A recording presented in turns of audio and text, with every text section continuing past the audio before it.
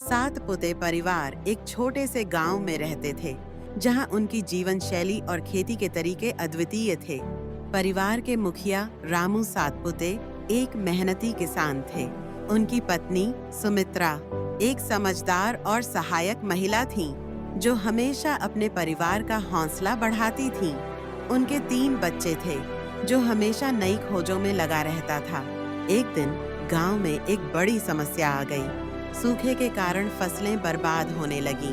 रामू ने सोचा कि अगर वे अपने पारंपरिक तरीके से खेती करते रहे तो कुछ नहीं होगा। अर्जुन ने सुझाव दिया कि उन्हें ग्राफ की खेती का तरीका अपनाना चाहिए। यह एक नया तरीका था जिसमें ग्राफ के फसलों को कैसे खेती करनी है। सबने मिलकर ग्राफ की खेती की योजना बनाई। मीरा ने अपने ज्ञान का उपयोग करते हुए विभिन्न पौधों के गुणों के बारे में बताया। चिंटू ने अपने दोस्तों को भी इस काम में शामिल किया। उन्होंने मिलकर खेतों में काम शुरू किया और धीरे धीरे फसलें लहलहाने लगीं। कुछ महीनों बाद गांव में खुशहाली लौट आई। सातपुते परिवार की मेहनत और एकता ने न केवल उनकी फसलें उगाईं, बल्कि गांव के अन्य किसानों को भी प्रेरित किया।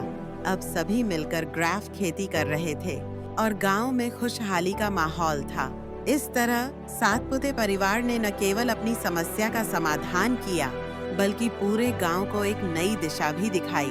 उनकी कहानी ने यह साबित कर दिया कि एकता में ही शक्ति है और नवाचार से हर चुनौती का सामना किया जा सकता है।